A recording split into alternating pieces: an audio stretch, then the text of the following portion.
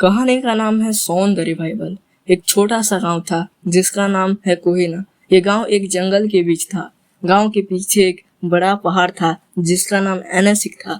एक दिन उसी गांव में एक बच्चा जन्म लिया। उसका नाम था सोन। इसके 2 दिनों बाद एक भयानक तूफान आ गया गांव में, जिसके वजह से एक पर्वत से एक पत्थर गिरा और 7 घर तबाही हो गए। और उसमें सोन का परिवार भी मिला हुआ था, लेकिन सोन जैसे तैसे बच गया और उसके माता पिता मर गए। जब सोन थोड़ा बड़ा हुआ, वो ये सब जान गया और वो उसी पर्वत में जाकर सुसाइड करने की ठान लिया, यानी मरने की।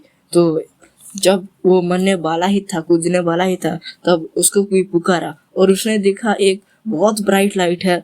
तभी एक दादाजी अचानक से प्रकट हो गए और बोले कि बच्चा, तुम अभी जिंदा रहो, तुम्हारा मरने का टाइम अभी नहीं है, तुम ये सब मत करो, तुम तुम्हारे जीवन का उद्देश्य को पूरा करो और तुम्हारा माता पिता का सपने पूरा करो। ये सब सोन ने समझा और वो अपने उद्देश्य को पूरा करने में ठान लिया।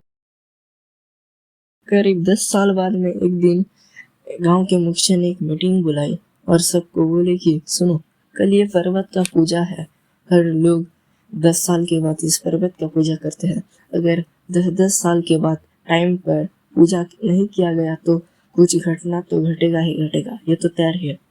तभी सोन ने ये सुनकर सोचा कि अरे, उस टाइम तो पूजा ही नहीं कर किया गया था, इसके लिए मेरे माँ बाप मुझे और मेरे गांव को छोड़कर चले गए।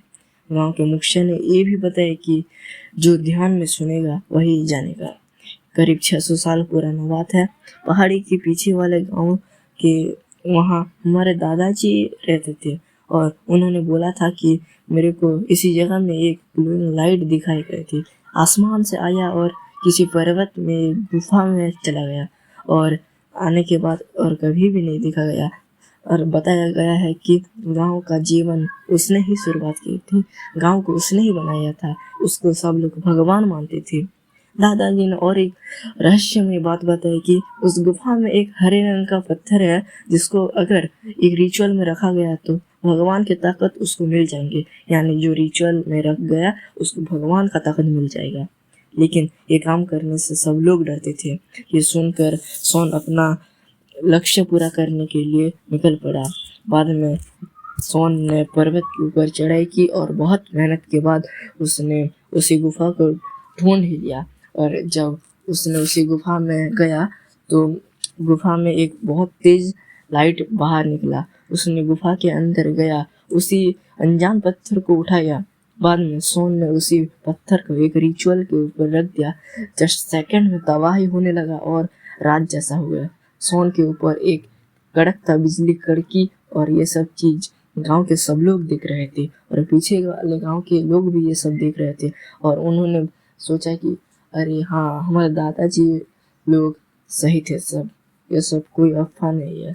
तो चलो देखते हैं क्या होगा। बाद में माहौल थोड़ा ठंडा हुआ और सुबह होने लगा। सोन जंगल में बेहोश था और वो उठा। उसे अपने अंदर एक अजीब शक्ति का महसूस हुआ और उसने अपना सपना पूरा करने की ठान ली थी, इसीलिए वो अदृश्य चीज उसके अंदर आ गया। अदृश्य तो नहीं, वो लाइटनिंग वाला चीज। तब उसके अंदर से वो चीज उससे बात करने का प्रयास कर रहा था। तब वो सुना और चौंक गया और उसका सपना पूरी तरह से बदल गया। उसने एक नया वर्ल्ड या नया युग का शुरुआत किया। तो इसी तरह खत्म होती है हमारा सीरीज 1 सौंदर्य भाई। सो गाइस, ये हमारा होममेड यानी हम ही बनाए हैं ये एनिमे। सो आप इसको एनिमेशन भी बना सकते हैं और ऐसे एनिमेशन चाहिए तो प्लीज बता देना। Bye bye.